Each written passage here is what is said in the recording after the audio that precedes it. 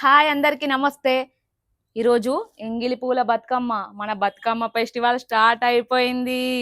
తెలంగాణలో బతుకమ్మ పండుగ అంటే మొత్తం ధూమ్ ధామ్ ఉంటుంది అనుకోర్రి. ఈ రోజే ఫస్ట్ రోజు ఎంగిలి పూల బతుకమ్మ మేమైతే స్టార్ట్ చేసినాం. మీరు కూడా స్టార్ట్ చేసినవే ఉంటారు. ఈరోజు ఎంగిలి పూల బతుకమ్మ ఎట్లా వేసినాం, ఎట్లా ఆడుకుంటాం అని చెప్పి ఒక చిన్న వ్లాగ్ అయితే తీసిన. అందరు చూసి మమ్మల్ని అయితే సపోర్ట్ చేయరు.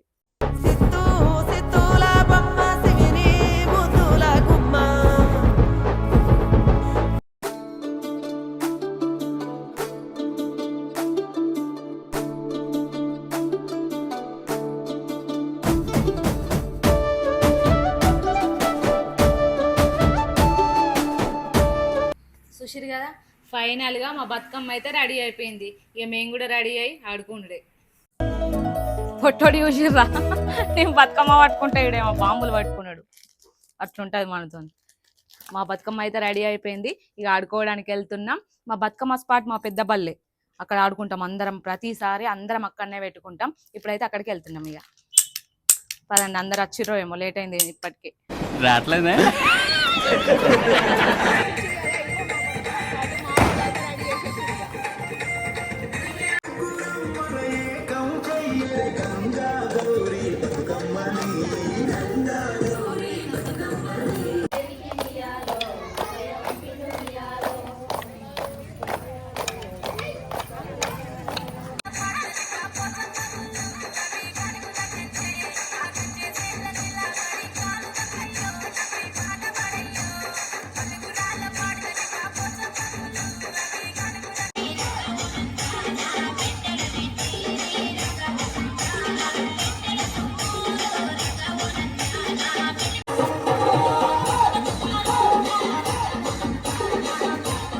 చూసిరు కదా మా బతుకమ్మలు ఎట్లున్నాయో, ఎంత జబర్దస్త్ ఉన్నాయో. మా వాళ్ళు అయితే మస్తు మంచిగా వేర్చిరు. పువ్వులు ఉన్నోళ్ళు పెద్దగా వేర్చిరు, లేని వాళ్ళు చిన్నగా వేర్చిరు.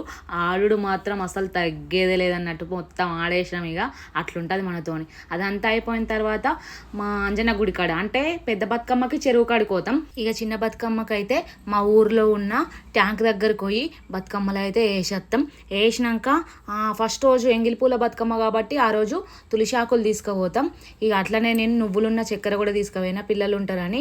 ఇక అందరికీ వాయనమైజ్ ఇచ్చేసి మంచిగా మా ఫ్రెండ్స్ అందరం కలిసి నువ్వులు చక్కెర పంచుకున్నాం. అసలు బతుకమ్మ పండుగ అంటేనే చిన్న పోరగాండ్లగా అంచేలి పెద్దోళ్ళ దాకా గింత సంబరం ఎందుకుంటుందో.